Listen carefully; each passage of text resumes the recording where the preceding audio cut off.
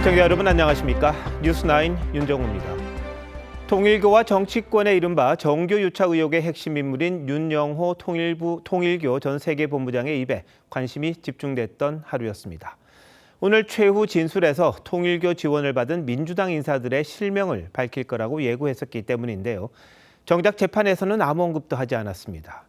어제 이재명 대통령이 정치 개입 종교단체를 해산시켜야 한다고 말하자 야당이 그 배경을 의심했는데 상황이 공교롭게 됐습니다. 첫 소식 송무빈 기자입니다. 윤영호 통일교 전 세계본부장은 지난 7월 권성동 국민의힘 의원에게 불법 정치자금 1억 원, 김건희 여사에게 귀금속 등을 건넨 혐의로 구속돼 재판을 받아왔습니다. 개인 일탈이라고 주장하는데 혹시 하실 말씀 없으신가요? 윤 전 본부장은 지난 5일 재판에서 2022년 통일교 행사를 앞두고 현 정부 장관급 4명에게 접근했고 2명은 한학자 총재에게 왔다 갔다며 최후 진술에서 실명을 밝힐지 고민된다고 했습니다. 윤 전 본부장은 앞서 특검 조사 때 통일교가 금품을 지원한 여야 정치인 5명의 이름을 제출하기도 했습니다. 오늘 결심 공판은 방청객이 몰리면서 중계법정까지 열렸습니다. 하지만 윤 전 본부장은 최후 진술에서 민주당을 전혀 언급하지 않았습니다. 특검은 윤 전 본부장에게 정치자금법과 청탁금지법 위반 등으로 징역 4년을 구형했습니다. 오늘 오후 특검으로부터 통일교의 민주당 지원 의혹 사건을 넘겨받은 경찰은 특별 전담 수사팀을 구성해 수사하기로 했습니다. TV조선 송무빈입니다. 윤영호 전 본부장은 2018년부터 민주당 인사들에게 금품을 건넸다고 지난 8월 특검에 진술했습니다. 그런데도 특검은 어제서야 경찰에 사건을 넘겼습니다. 미적거린 넉 달 사이 정치자금법 공소시효가 이미 끝나버린 정치인들이 있을 수 있어서 민중기 특검에 책임을 물어야 한다는 지적이 나옵니다. 조유진 기자입니다. 김건희 특검은 윤영호 통일교 전 세계본부장을 지난 7월 구속해 추가 조사를 벌인 뒤 재판에 넘겼습니다. 건진법사 등의 국정 개입 및 인사 개입 의혹 사건 관련하여 구속된 전 세계평화통일가정연합 세계본부장 윤모 씨에 대해 소환 조사를 진행하고 있습니다. 윤 전 본부장은 8월 조사에서 문재인 정부 시절 민주당 의원 2명에게 각각 수천만 원의 금품을 전달했다는 취지로 진술했습니다.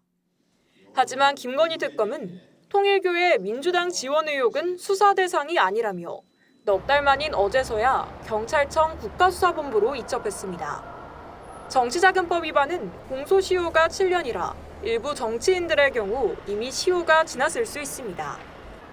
윤 전 본부장이 민주당 의원에게 돈을 줬다고 진술한 시기가 2018년에서 2019년이기 때문입니다. 일각에선 뇌물죄를 적용할 수 있다고 하지만 이 경우에도 수뢰액이 3천만 원 미만이면 시효가 7년입니다. 또 뇌물죄는 직무 관련성을 반드시 입증해야 합니다. 뇌물수수죄가 성립을 하려면은 직무 대가성이 있는 뇌물을 수수했다가 돼야 됩니다. 앞서 특검은 권성동 의원을 기소할 때도 뇌물죄 성립이 어렵다고 보고 정치자금법 위반을 적용했습니다. TV조선 조유진입니다.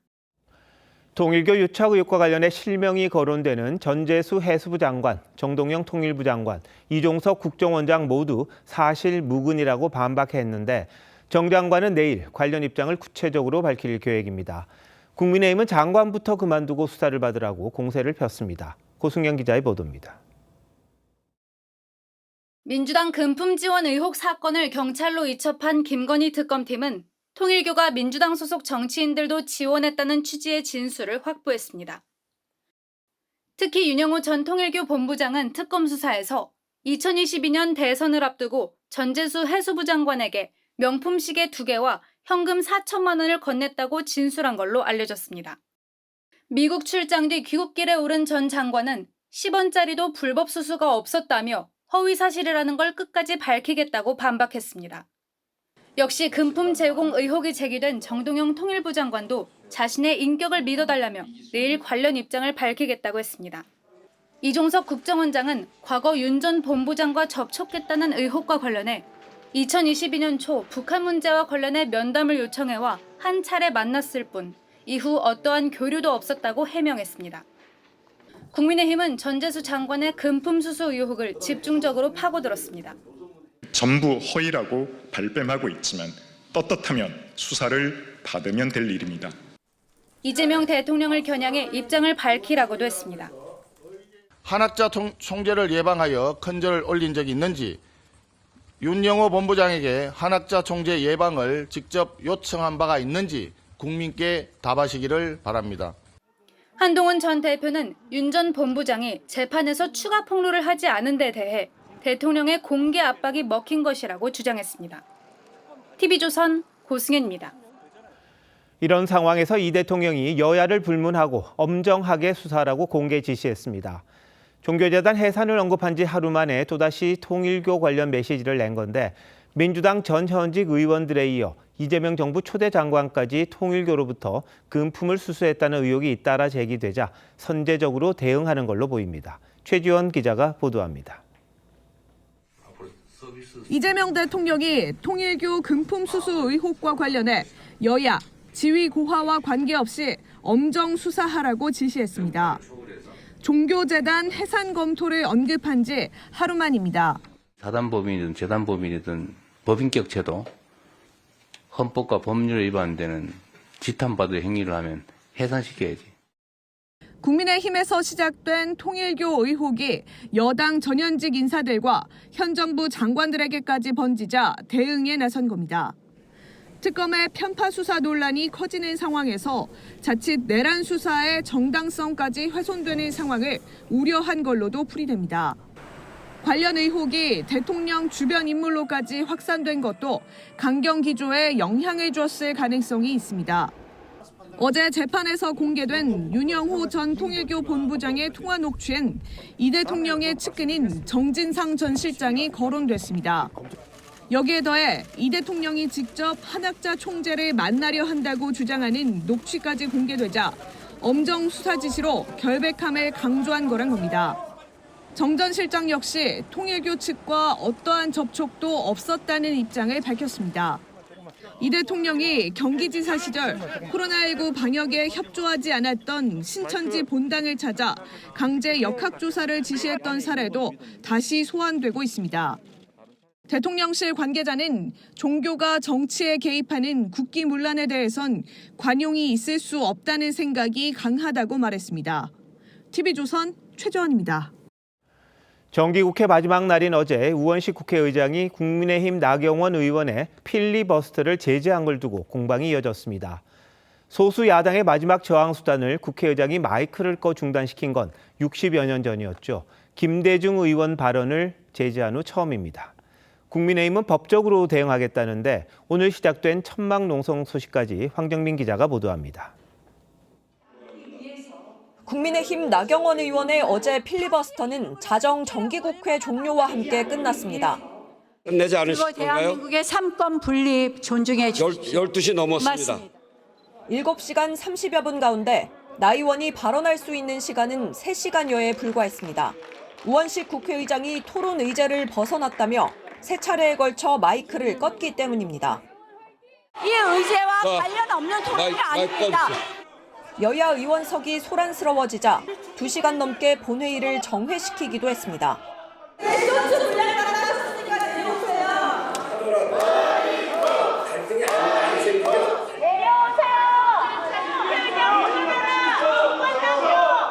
성회를 선포합니다. 소수 야당의 발언권을 보장하는 장치인 무제한 토론, 필리버스터 마이크가 꺼진 건 1964년 야당 소속 김대중 의원 발언 이후 61년 만입니다. 국민의힘은 우 의장이 편파적으로 소수 야당의 입을 틀어막고 있다며 법적 조치를 예고했습니다. 반의회적인 폭거는 야당 활동의 자유, 표현의 자유, 사상의 자유를 통제하겠다는 국민 입틀막 3법 입법 의도와 맞닿아 있습니다. 내란 전담 재판부와 법 왜곡죄 등의 추진 철회를 요구하는 릴레이 천막 농성에도 돌입했습니다. 국민의힘은 종료 시점을 정하지 않고 민주당이 이른바 8대 학법 추진을 멈출 때까지 농성을 이어간다는 방침입니다. 12월 임시국회가 오늘 시작된 가운데 민주당은 내일부터 일부 쟁점 법안 처리에 나설 예정이어서 연말 강대강 정국이 불가피할 전망입니다.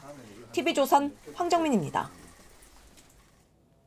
그렇다면 어제 나경원 의원의 필리버스터는 우원식 의장 말처럼 의제와 상관없는 거였을까요? 만약 그렇다면 발언을 중지해도 되는 건지요? 필리버스터 발언 내용의 범위는 어디까지 허용될 수 있는지 기준은 있는 건지 신유만 기자와 따져보겠습니다. 자, 신 기자, 어제 나 의원의 필리버스터 발언 내용 어떤 거였습니까? 나경원 의원 필리버스터는 가맹사업법 개정안 처리를 앞두고 시작됐습니다. 주된 발언 내용은 민주당의 사법개혁안에 대한 반대와 패스트트랙 제도의 문제 지적 같은 것들이었습니다. 나경원 의원은 언론에 가맹업법이 패스트트랙으로 진행되며 충분히 토론되지 않았다면서 관련이 없지 않다고 주장했습니다. 그럼 필리버스터 발언 내용에 어떤 제한 규정은 있는 겁니까? 네, 국회법 102조에 따르면 의원은 의제와 관련 없는 발언을 하지 못하도록 돼 있습니다. 그런데 의제와의 관련성이라는 게 굉장히 모호한 부분인데요. 2016년 2월 시작된 테러방지법 반대 필리버스터 때 당시 이석현 국회 부의장은 간접적인 관련성을 갖는 부분까지도 확대해서 생각하자고 주장했습니다. 발언하는 내용이 상정된 의안이랑 관련이 있는 것이냐 없는 것이냐라는 거는 그야말로 의장의 주관적인 판단이기 때문에 이걸 명확하게 나누기는 좀 어려운 부분이 있어요. 그때 구체적으로 어떤 일이 있었던 겁니까? 당시 논의된 테러방지법은 새누리당이 주도했고 민주당은 그걸 막아야 하는 입장이었습니다. 이때 최민희 의원은 헌법 전문가 조지 오웰의 소설 1984를 낭독했고요. 박영선 은수미 당시 의원은 사전 선거운동을 했다는 비판을 받았는데 직접 들어보시죠. 4월 13일 총선에서 야당을 찍어주십시오. 야당에게 과반 의석을 주셔야. 더불어민주당 성남 중원에서 예비후보로 등록하고 활동하고 있는 은수미입니다. 최근 사례도 있습니까? 네, 지난해 방송사법 필리버스터 당시 민주당 추미애 의원이 김건희 여사의 주가 조작 의혹을 비난하는 노래를 불렀습니다.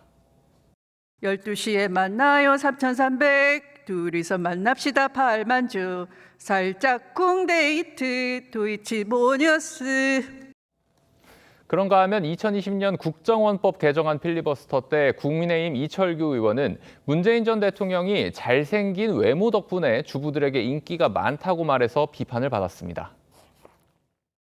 주부들께서 그나마 우리 대통령님을 지지하는 분들이 있습니다. 왜 그러시냐고 물어보면은 대통령께서 잘생겼다는 겁니다. 네. 자, 필리버스터를 외국에서는 어떻게 운영하고 있습니까? 필리버스터의 원조 국가인 미국은 내용이 의제와 상관없어도 무방합니다. 요리책이나 전화번호부, 동화책을 읽은 일도 있습니다. 반대로 우리 국회에서는 필리버스터 주자를 의장이 지정하고 5분의 1 이상이 출석하지 않을 경우에 이렇게 중단시킬 수 있는 이른바 필리버스터 제한법이 곧 본회의에 올라올 예정입니다. 중간에 사실 무엇을 하느냐보다도 필리버스터라는 제도가 있어서 이 소수당의 의견이 존중되고 또 소수당의 목소리가 보장된다는 게 사실 중요하거든요. 네, 무조건 머릿수로 밀어붙이지 말라는 게 필리버스터의 의미일 텐데 이 거꾸로 간다 이런 느낌도 좀 드네요. 신 기자 잘 들었습니다.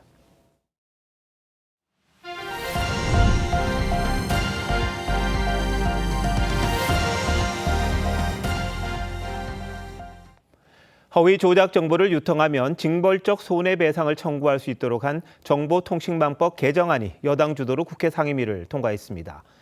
정치인 등 권력자들까지 손해배상을 청구할 수 있게 해 언론 기능을 상당히 위축시킬 가능성이 큰데 아랑곳하지 않았습니다. 어떤 부분이 문제인지 조성호 기자가 취재했습니다. 국회 과방위는 소위와 전체 회의를 잇따라 열고 이른바 허위 조작 정보 근절 법안을 의결했습니다. 허위 조작 정보를 악의적으로 유포할 경우 최대 5배의 징벌적 손해배상을 부과하는 내용을 담고 있는데 언론과 유튜브는 물론 일반인까지 대상에 포함됩니다. 국민의힘은 여당 강행 처리에 반발해 표결에 참여하지 않았습니다. 가짜 뉴스 사라져야 되죠. 그냥 둔다고 해서 지금 그런 가짜 뉴스들이 사라지진 않고 있는 현실이죠. 정치인과 공직자, 대기업 임원 등 권력자들은 징벌적 손배 청구를 할 수 없도록 해달라는 언론단체의 요구는 받아들여지지 않았습니다. 민주당과 조국혁신당은 정당한 비판 보도를 막기 위해 내는 전략적 봉쇄 소송은 법원이 각하할 수 있도록 특칙을 뒀다고 했지만 소송 자체가 언론 자유 위축으로 이어질 수 있다는 우려는 여전합니다. 개정안엔 또 허위 조작 정보 여부를 검증하는 민간 주도의 사실 확인 단체를 법제화하기로 했는데 정부 지원을 받는 만큼 정부 입김에서 자유로울 수 없을 거란 지적도 있습니다. 국민의힘은 언론 억압법이라고 지적했습니다. 이재명 정부와 더불어민주당이 언론의 자유를 위축시키고 봉쇄시키고 자유민주주의를 해행시키고 있습니다. 참여연대 등 일부 시민단체도 표현의 자유를 침해하고 언론의 기능을 심각하게 위축시킬 우려가 크다며 법안 처리 중단을 촉구했습니다. TV조선 조성호입니다. 국회의원 배지는 무슨 마력이 있는지 한번 달면 계속하고 싶은 절대반지와 비슷합니다. 그런데 국민의힘 혁신위원장을 지낸 인요한 의원이 스스로 자리에서 물러났습니다. 변화를 위해 자신부터 기득권을 내려놓겠다는 건데 당 지도부가 오늘 아침에서야 사퇴 결심을 전해 들었을 만큼 전격적이었습니다. 당 안팎에 어떤 울림을 줄지 변정현 기자가 알아봤습니다. 국민의힘 인요한 의원이 예고 없이 기자회견장에 나타났습니다. 인 의원은 진영 논리만을 따라가는 정치 행보가 국가 발전에 장애물이 되고 있다며 의원직에서 물러나겠다고 했습니다. 흑백 논리와 진영 논리는 벗어나야지만 국민 통합이 가능하다고 생각합니다. 인 의원은 계엄 이후 1년간 이어지는 불행한 일들을 극복해야 한다며 희생이 필요하다고 했습니다. 희생 없이는 변화가 없습니다. 저 자신부터 모든 기득권을 내려놓고 본업에 복귀하여 당 지도부도 오늘 아침에야 사퇴 의사를 들은 것으로 전해졌습니다. 지난 총선에서 비례대표 8번으로 당선된 인 의원은 최근 국회 상황을 겪으며 소수 야당으로 할 수 있는 게 없는 현실에 답답함을 토로해온 것으로 전해졌습니다. 인 의원 가문은 미국인 선교사인 증조부 때부터 4대째 한국에서 의료교육 활동을 해왔고 2012년에는 대한민국에 기여한 공로를 인정받아 1호 특별기화자가 됐습니다. 2년 전 국민의힘 혁신위원장으로 정치권에 발을 들였고 영남 중진, 친윤 핵심 의원들의 불출마 또는 험지 출마 등 권고안을 냈지만 현실의 벽에 부딪히기도 했습니다. 국민의힘에 있는 많은 사람들도 내려와야 됩니다. 와이프하고 아이만 빼고 다 바꿔야 된다. 송원석 원내대표는 희생 없이 변화 없다며 스스로 물러난 모습에서 이 시대 마지막 선비의 기계와 지조를 보았다며 아쉬움을 표했습니다. TV조선 변정현입니다. 보신 것처럼 인 의원은 희생과 변화를 요구하며 의원직까지 던졌는데 국민의힘은 내분의 수렁 속으로 빠져들고 있습니다. 한동훈 전 대표를 겨냥한 당원 게시판 논란이 본격화하는 상황에서 개인정보 유출 공방까지 더해졌습니다. 가뜩이나 거대 여권에 무기력하다는 지적이 많은데 파열음까지 겹치면서 어디까지 추락할지 예측하기가 어렵습니다. 이태희 기자가 보도합니다. 국민의힘 당무감사위원회는 어제 예고 없이 당원 게시판 중간조사 결과를 발표하며 한동훈 전 대표 가족 4명의 실명과 거주 지역 등을 공개했습니다. 당원 게시판 논란은 이른바 윤한 갈등 시기 게시판에 올라온 윤석열 전 대통령 부부 비방글에 한 전 대표 가족이 연루돼 있다는 게 핵심 내용입니다. 친한계는 강하게 반발했습니다. 우재준 청년 최고위원은 당원 정보 유출은 개인정보보호법 위반이라고 했고 박정하 의원도 가족 실명까지 공개한 건 명백한 인격 살인이라고 비판했습니다. 실명까지 다 냈습니다. 그 자녀까지. 그런 인권 유린이 세상에 어디 있습니까? 근데 형사처벌을 피해갈 수가 없을 것 같아요. 앞서 장동혁 대표는 이른바 단계 논란 조사 필요성을 강조해 왔습니다. 다만 장 대표 측은 이번 당무감사위의 중간조사 결과 발표는 독립기관의 독자적 판단이란 입장입니다. 당내에선 불필요한 소모전을 만들고 있다는 지적이 나옵니다. 뭉쳐서 대여 공세를 해도 힘이 모자라는 판이기 때문에 이거야말로 대여 투쟁을 할 수 없는 우리 안의 어떤 더 큰 문제라고 생각을 합니다. 장 대표는 오늘도 원로와 중진들을 만나는 경청 행보를 나흘째 이어갔는데 소위 윤어게인 세력과의 단절 필요성과 당심 강화 공천룰에 대한 우려 등이 전달된 것으로 전해졌습니다. TV조선 이태희입니다. 캄보디아 범죄단지에서 한국인 납치와 감금 피해가 잇따르자 경찰이 현지에 직접 수사 인력을 파견하기로 했는데요. 그렇게 파견된 우리 경찰이 현지 경찰과 함께 스캠 단지를 급습했습니다. 한국인 피해자 1명을 구출하고 51명을 검거했습니다. 신정원 기자가 보도합니다. 방탄복을 입고 권총을 찬 경찰들이 줄지어 한 건물 앞으로 이동합니다. 도착한 건물 입구에는 유원지 정상 영업 중이란 중국어 현수막이 걸려 있고 건물 관계자가 나와 경찰들과 얘기를 나눕니다.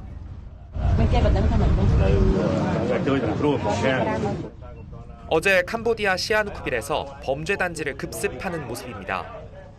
건물 안에는 사기 범죄에 사용된 컴퓨터와 조직원들이 먹다 남은 도시락 등이 남아 있었습니다. 현지 경찰 100여 명과 함께 한국 경찰관 4명과 국정원 요원도 작전에 참가했습니다. 건물 안에선 스캠 사기 등이 이뤄지고 있었고 현장에서 구조된 1명과 검거된 51명 등 총 52명 모두가 한국인이었습니다. 구조된 20대 남성 1명은 일주일 전 친동생에게 연락해 감금돼 있다, 살려달라며 한국인들 일부는 고문을 당하고 있다고 말했습니다. 동생의 신고를 받은 경찰은 현지 경찰과 협조를 통해 어제 작전을 펼쳤습니다. 경찰은 현지 수사기관에 구금돼 있는 이들의 신병을 넘겨받는 대로 송환해 조직의 규모와 범행 경위 등을 조사할 방침입니다. TV조선 신정원입니다. 어제 동부지검 합동수사단은 세관 마약 밀수 연루 의혹과 수사 외압 의혹 모두 사실 무근이라고 발표했습니다. 이 결론을 두고 해당 의혹을 처음 제기한 사람이자 이재명 대통령 지시로 합수단에 파견된 백혜룡 경정은 강하게 반발했습니다. 저희와의 통화에선 합수단을 이끈 이문정 지검장의 수사 역량이 떨어진다고 직격했습니다. 두 사람의 갈등이 끝없이 이어지고 있습니다. 이나라 기자입니다. 서울 동부지검 세관 마약수사 외압 의혹 합수단을 이끄는 이문정 검사장이 어젯밤 SNS에 올린 글입니다. 백혜룡 경정이 마약 밀수범들의 거짓말에 속았다며 세관 직원은 물론 국가적 차원에서 피해가 큰 사건이라고 했습니다. 어제 동부지검 합수단은 경찰이 밀수범들의 허위 진술을 믿고 수사에 나섰다며 세관 직원들을 무혐의 처분했습니다. 지난 2023년 백경정이 주관한 현장 검증 당시 밀수범들끼리 연기하라고 지시하는 영상도 함께 공개했습니다.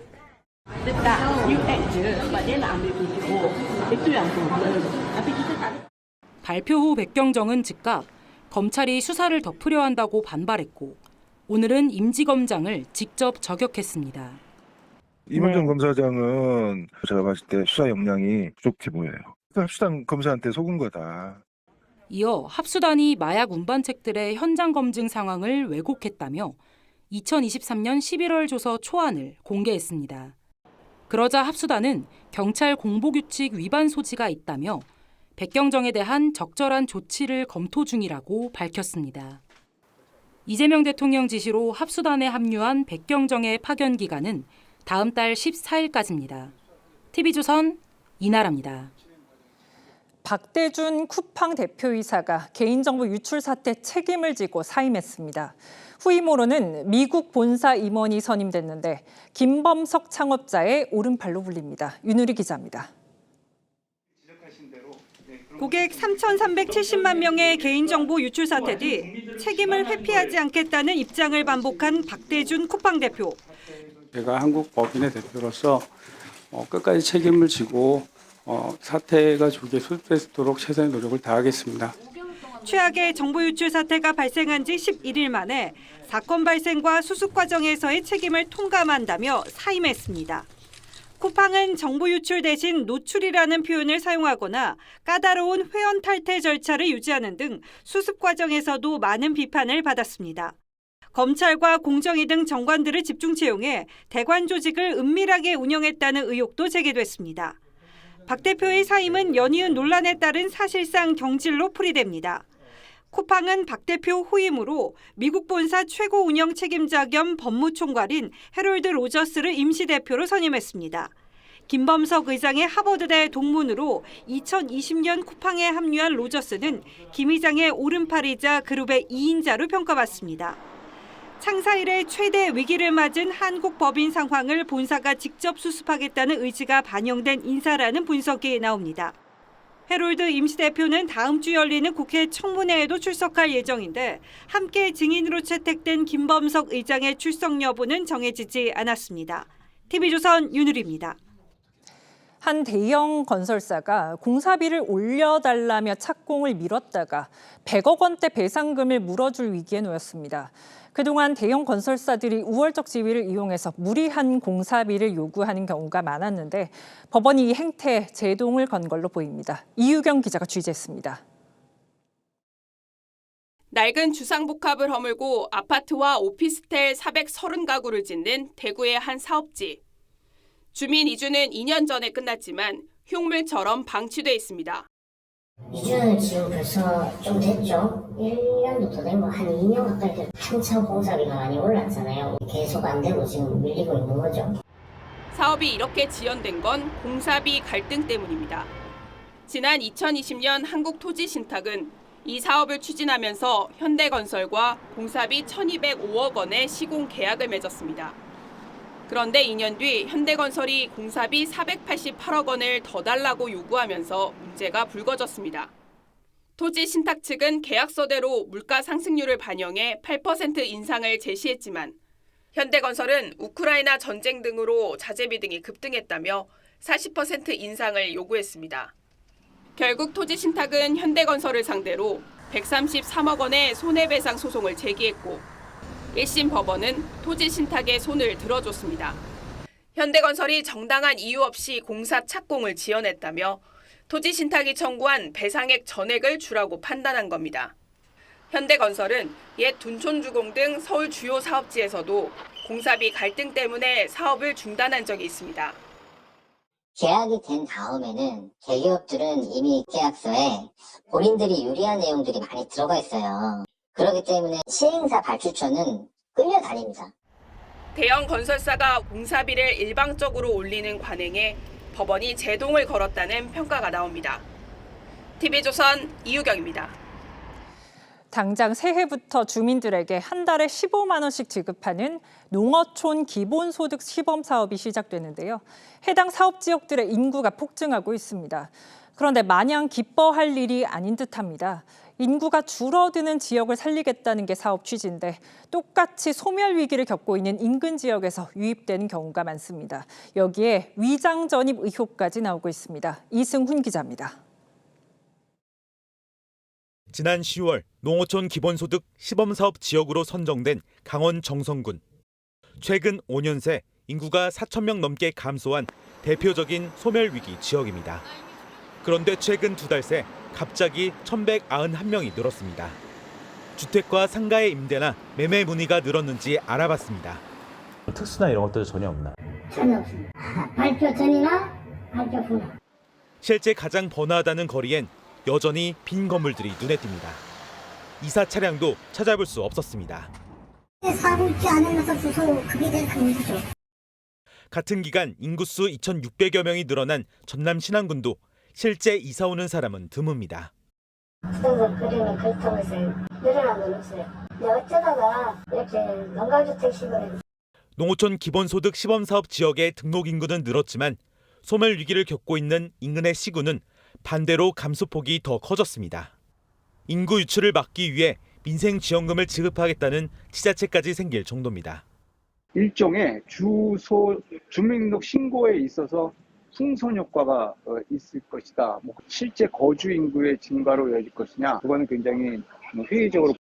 시범사업 대상 지자체들은 위장 전입을 우려해 실거주를 확인한 뒤 기본소득을 지급하는 방안을 검토하고 있습니다. TV조선 이승훈입니다. 한국의 엘리자베스 테일러로 불리는 배우 김지미 씨가 향년 85세로 별세했습니다. 고인은 700편이 넘는 영화에 출연하며 한국 영화계의 황금기를 이끌었습니다. 고인의 장례는 유족 뜻에 따라 미국에서 치러집니다. 먼저 이정민 기자입니다. 현지 시간 9일 원로 배우 김지미가 미국 로스앤젤레스에서 눈을 감았습니다. 향년 85세. 저혈압 증세로 병원에 이송됐지만 끝내 의식을 회복하지 못한 걸로 전해졌습니다. 본명은 김명자.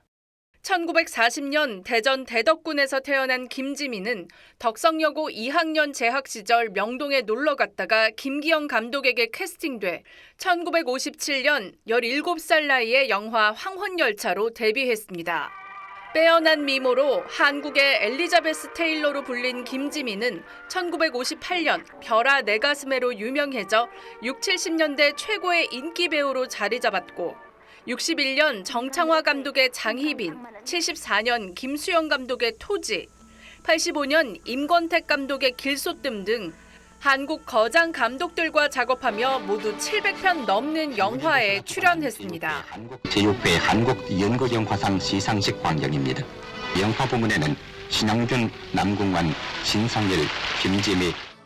김지민은 제7회 청룡영화상 여우주연상을 비롯해 파나마 국제영화제와 대종상 여우주연상 등을 수상하며 연기력을 인정받았고 이후 영화진흥위원회 위원을 역임하고 제작사 지미필름을 세워 한국 영화계 발전에 힘써왔습니다. 영화계에 그냥 나와서 머물다가 가는 거가 제 인생의 전부라고 생각합니다. 미국에서 진행 중인 장례는 오는 13일 마무리되는데 유족 뜻에 따라 한국에서 장례 계획은 없습니다. 영화계는 충무로에 추모 공간을 만들어 애도할 예정입니다. TV조선 이정은입니다. 김지미 씨의 일생은 파란만장했습니다. 당대를 대표하는 신여성으로도 이름을 떨치면서 일거수일투족이 화제를 모았습니다. 박소영 기자입니다. 김지미는 자유연애와 4번의 결혼으로 보수적이던 당시 사회상에 반기를 들었습니다.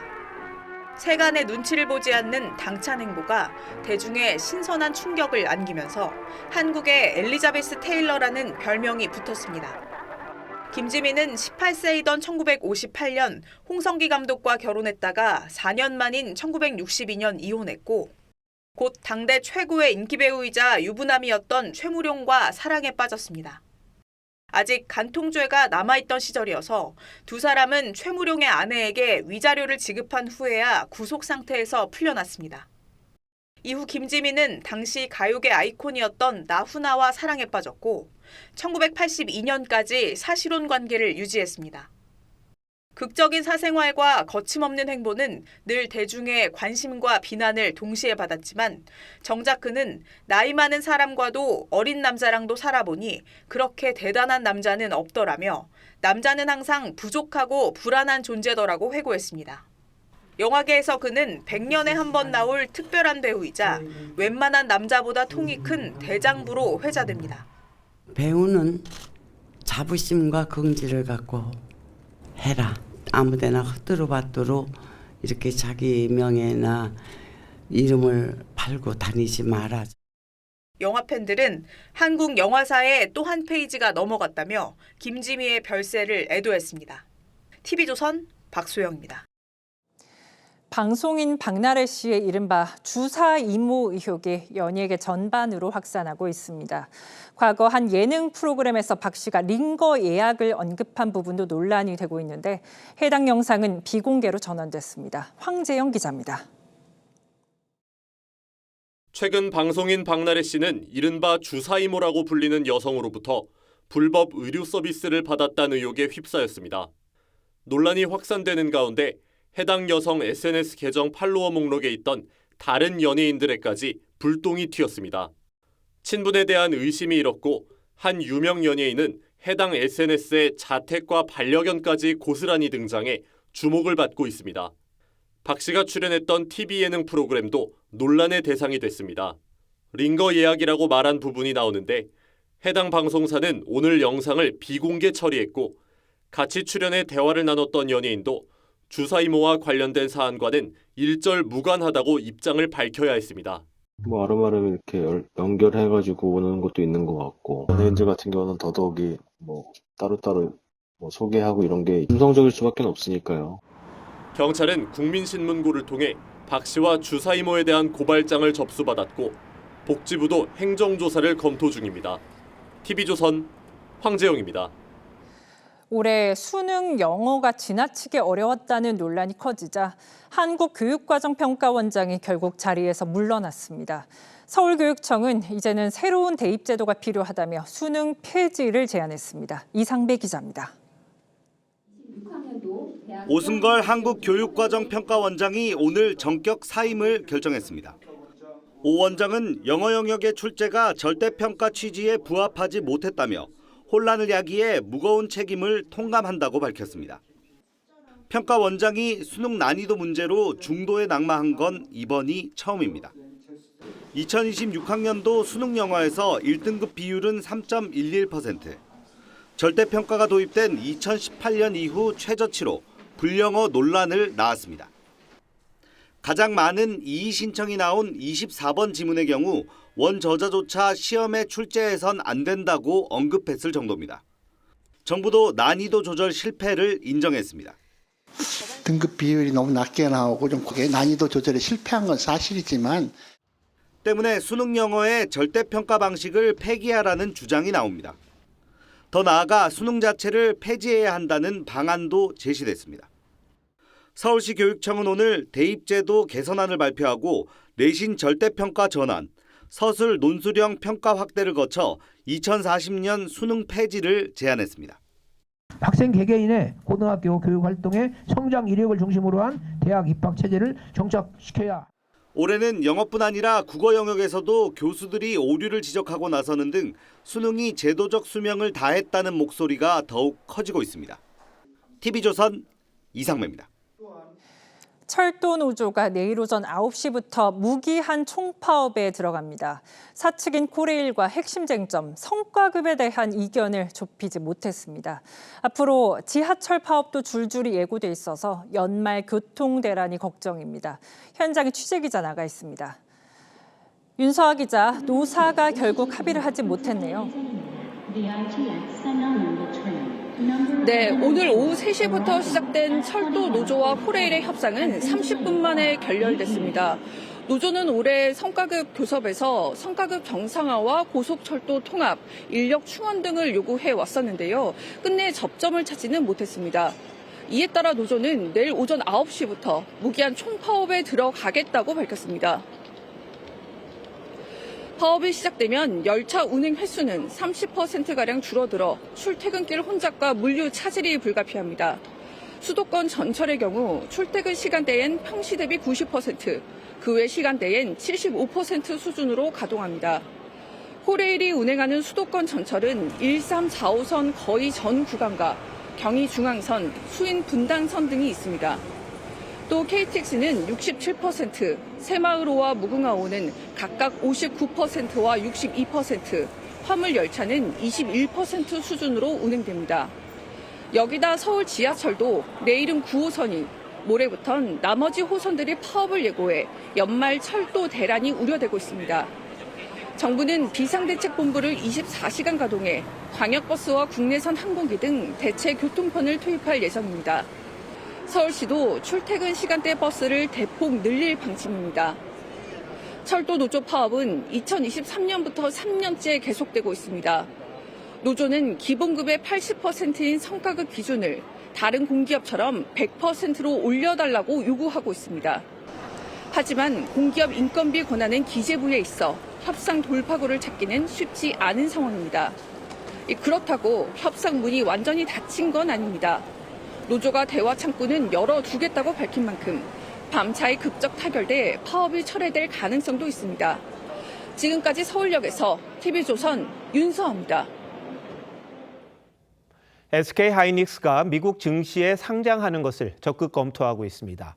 무신사나 토스 같은 스타트업도 비슷한 움직임을 보이고 있는데 유망한 기업들이 미국 증시에 왜 눈을 돌리는지 오연주 기자가 알아봤습니다. SK하이닉스는 지난 3분기 11조 원 넘게 벌었습니다. 경쟁사인 미국 마이크론보다 3배 이상 많은데 시가총액은 두 회사가 비슷합니다. 하이닉스를 비롯한 한국 기업 주가가 저평가됐다는 얘기가 나오는 이유입니다. 기업 가치를 끌어올리는 방안으로 SK하이닉스가 자사주를 활용한 미국 증시 상장을 검토한다고 밝혔습니다. 주식을 본국에 보관하면서 이를 담보로 미국 시장에서 거래하는 방식인데 대만 TSMC나 네덜란드 ASML 등 글로벌 반도체 기업들도 같은 방식으로 뉴욕 증시에 상장 중입니다. 한국 시장에서 자금 조달의 한계가 있을 때 미국 시장에서 추가적으로 자금 조달을 하는 목적이 가장 크다고 볼 수가 있습니다. AI 반도체 붐을 맞아 SK 하이닉스는 용인 반도체 클러스터에 600조 원 등 대규모 투자 계획을 세운 상황입니다. 하이닉스 돈 많이 버니까 그 돈을 하면 되는 거 아니냐라고 생각하실 수도 있는데 반도체 팹을 짓고 장비를 갖다 놓고 생산하는데 토탈 한 3년 이상 걸리거든요. 이미 시기를 놓칠 가능성이 있기 때문에 국내 다른 비상장사들도 꾸준히 미국 증시 문을 두드리고 있습니다. 네이버 웹툰이 지난해 나스닥에 상장했고 패션 기업 무신사, 핀테크 회사 토스 등도 미국 상장을 추진 중입니다. 미 증시 진출 추진 소식에 SK 하이닉스 주가는 3% 넘게 올랐습니다. TV조선 오현주입니다. 공부하기도 힘들고 졸업해도 취업하기 힘들고 취업해도 물가가 너무 올라가고 힘든 시간입니다. 이것 때문인지 한창 일할 나이에 취업도 포기하고 그냥 쉬는 청년들이 늘고 있습니다. 이대로면 경제 활력까지 떨어질 거란 우려가 나오는데 최수용 기자가 쉬는 청년들의 목소리를 들어봤습니다. 간호조무사로 일하다 2년 전 퇴사한 35살 장모 씨. 석 달간 구직에 번번이 실패하자 무기력감에 빠졌습니다. 취업하기는 쉽지는 않은 것 같아요. 의지가 꺾였다고 할까요? 장기간 쉰 것도 뭔가 좀 무기력해가지고. 구직을 포기하고 그냥 쉰 30대는 지난달 31만 4천 명, 10월 33만 4천 명으로 역대 최대를 기록하더니 2달 연속 30만 명을 훌쩍 넘은 겁니다. 20대도 사정은 비슷합니다. 15에서 29세 청년층 고용률은 19개월째 떨어지면서 44%대에 머물렀습니다. 청년층이 주로 많이 취업되어 있는 산업이 이제 숙박 음식점업이나 제조업 이런 쪽이 좀 많이 포진되어 있는데 그런 쪽 산업이 좀 어려운 부분들도 영향을. 역대급 취업 한파에 보시는 것처럼 청년층을 대상으로 한 취업 프로그램도 인기를 끌고 있습니다. 신입은 이제 뽑진 않고 경력직들 위주로 뽑다 보니까 30곳 정도는 넣었는데 합격된 데는 아직 없고 계속 구직 활동하고 있습니다. 하지만 취업준비생 10명 중 6명은 큰 기대 없이 지원만 하는 소극적 구직자입니다.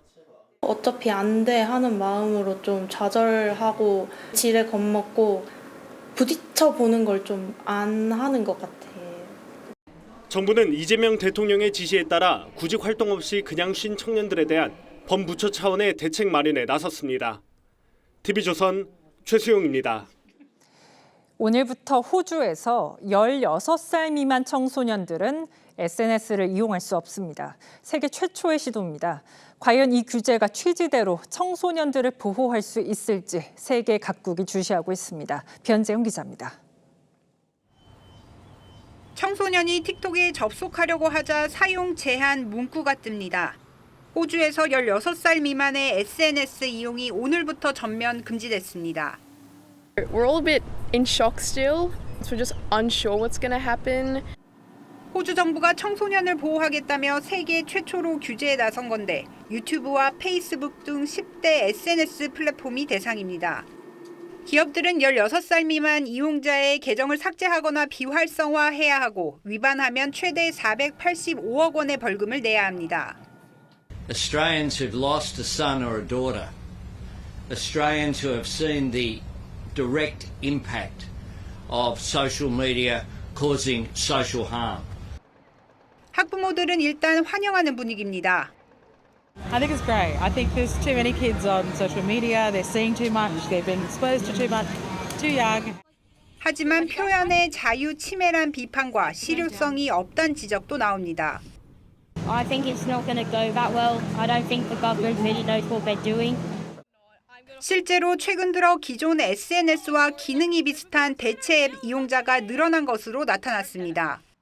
It doesn't take into account the nuance and the variables and people's individual situations. And frankly, people tend to find a way around bans. 말레이시아와 뉴질랜드, 유럽 의회도 비슷한 법안을 추진 중인 가운데 전 세계가 호주의 실험을 주시하고 있습니다. TV조선 변재영입니다. 인도네시아 자카르타의 한 건물에서 불이 나 임신부를 포함해 20명 넘게 숨졌습니다. 현지 경찰은 배터리에서 불이 시작된 걸로 보고 있습니다. 조정린 기자입니다. 건물 1층이 시뻘건 불길에 휩싸였습니다. 검은 연기가 위층으로 번지자 난간에 매달린 사람들은 소리를 지르며 구조를 요청합니다. Kalau dari sini tadi dengar kayak ada ledakan kayak gitu sih Pak dari bawah lantai 1. Ada ledakan ya? Iya, ada ledakan. 현지 시간 어제 낮 12시쯤 인도네시아 수도 자카르타의 7층짜리 건물에서 불이 났습니다. 소방관 등 수백 명의 인력이 투입돼 불은 3시간여 만에 꺼졌지만 임신부를 포함해 20명 넘게 목숨을 잃었습니다. 대부분 연기에 의한 질식으로 숨진 것으로 추정됩니다. 건물엔 별도의 대피 경로가 없어 피해가 더 커졌다는 분석도 나옵니다. Kemudian asap sudah mulai naik ke lantai 2, 3 dan seterusnya sehingga mungkin oksigen juga kurang sehingga banyak yang meninggal karena 현지 경찰은 1층에 있던 드론 업체 사무실에서 불이 시작된 것으로 보고 있습니다. 드론 배터리 폭발이나 과열 가능성에 무게를 두고 정확한 화재 원인을 조사하고 있습니다. Baterai meledak. Baterai di lantai 1. Posisi kita di lantai 5. kita udah prepare barang lah. 불이 난 사무실은 일본 기업의 인도네시아 현지 법인으로 알려졌는데 경찰은 업체 과실로 확인되면 관련자들을 형사처벌할 방침입니다. TV조선 조정린입니다.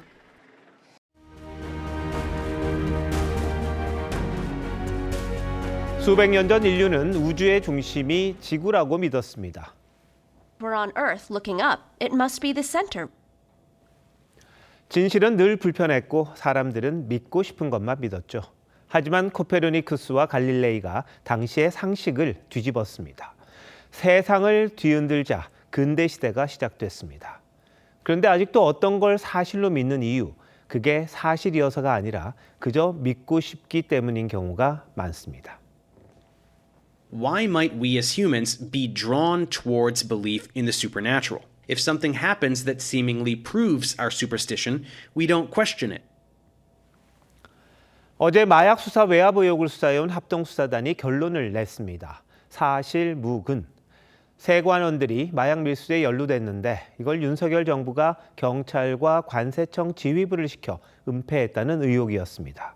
불을 지핀 게 백혜룡 경정이었죠. 대통령 내가 이 마약 독점 사업을 했다. 심우정은 마약 게이트를 덮은 주범입니다. 의혹은 일파만파, 파장이 어마어마했습니다. 그런데 친여 성냥 임은정 서울동부지검장이 아니랍니다. 관련자 15명 전원을 무혐의 처분했습니다. 백경정이나 임 지검장이나 이재명 정부가 신뢰하는 사람들이니 윤석열 정부를 봐줬을 리는 없을 겁니다. 여전히 백경정은 임 검사장이 수사를 맡고 있다고 공격합니다. 백경정이 일이 나오는 건 든든한 뒷배가 있기 때문일 겁니다. 이 대통령이 직접 백경정을 합동수사팀에 파견해 성역 없는 독자 엄정 수사를 지시했었죠. 대통령이 특정인을 특정 사건 수사팀에 배치하는 건 유례가 없는 일입니다. 그러다 보니 호가호위하는 게 아니냐는 지적이 나옵니다.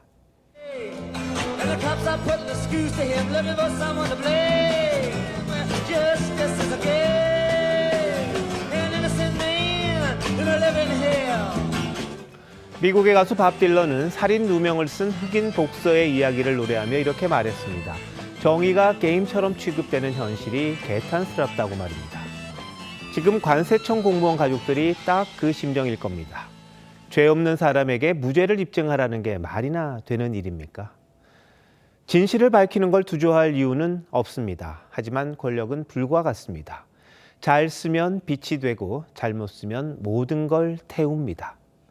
최고 권력자가 의혹의 편에 서고 추측의 편에 서고 분노의 편에 서는 순간 모든 것들을 빨아들일 수도 있습니다. 한마디 한걸음이 무겁고 중요합니다. 12월 10일 윤정우의 앵커 칼럼 용두 3이었습니다.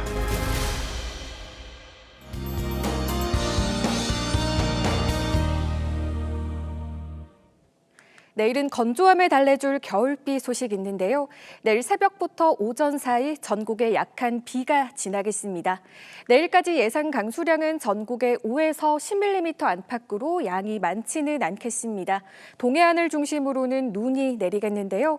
강원 영동에 최대 10cm 이상, 경북 북동 산지에도 1에서 5cm의 많은 눈이 내려 쌓이겠습니다. 전국적으로 바람도 강하게 불겠습니다. 내일 늦은 오후 서쪽 지역부터 차차 맑아지겠습니다. 내일 아침 기온 서울 5도, 대구 4도로 오늘보다 높게 출발하고요. 한낮 기온 서울 8도, 창원 17도까지 오르겠습니다. 내일 비나 눈이 그치고 난 뒤 금요일 아침에는 서울이 영하 4도까지 떨어지면서 영하권 추위가 찾아오겠고요. 주말에는 전국에 또 한 차례 비나 눈이 내릴 전망입니다. 날씨였습니다. 12월 10일 수요일 뉴스9 마칩니다. 시청해주신 여러분 고맙습니다.